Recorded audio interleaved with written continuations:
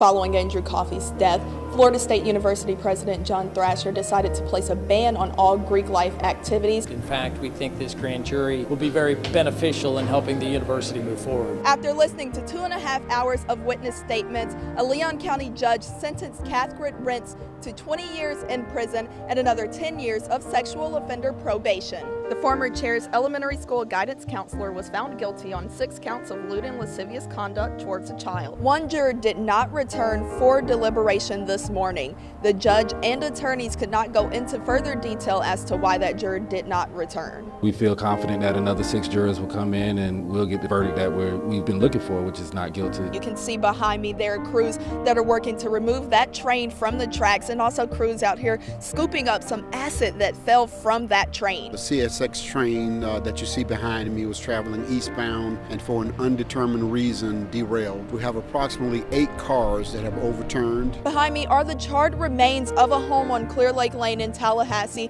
You can still smell the smoke out here, and there's still little puffs of smoke coming from the roof of that home. Heard these big explosions, looked out the window after the second explosion, and saw the house engulfed in flames. Law enforcement is allowing the residents in the neighborhoods that were blocked off to go back onto their streets to assess damages to their homes after a wildfire. People were actually fleeing out the door with the clothes on their back. We'll figure out today what we can do to be helpful to each of these families. Just a few days ago, residents had no idea what they would return home to. They just knew that they had to escape from the massive wildfire tearing through their neighborhood. I'm scared to go back to see what everything looks like. Everybody's just reaching out, trying to help a little bit and just try to get through this. And while those students from Marjory Stoneman Douglas High School meet with lawmakers inside the buildings, outside on the steps of the historic Florida State Capitol, Leon County High School students as well as supporters are out with signs, chants, even signing people up to vote in a show of solidarity and support for those students. It's what we believe.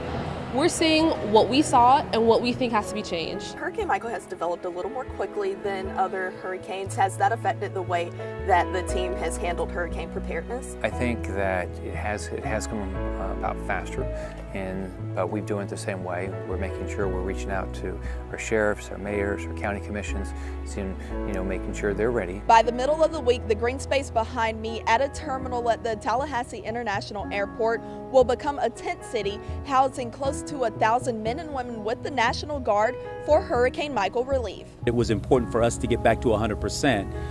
It's because we knew that we would play a larger recovery role throughout the region. Freezing temperatures in Madison County slowing things down for a little bit. When we got the information last night from the National Weather Service that the weather was going to turn bad like this with the sleet and the snow, we put on additional forces. Folks in Bainbridge, Georgia woke up to sleet and slight flurries of snow this morning. Wrapping up in the blanket. No, go home and eat some hot soup. I don't think it's going to snow enough for you to make a snowman, but wishful thinking is always the best. Crews came out just hours after the storm passed through Thomasville, Georgia, to pick up trees in the middle of the road and restore power to the people in the community. I've been through a number of hurricanes in South Carolina and Florida. I'm cautious about it, but they don't frighten me. The duties of governor.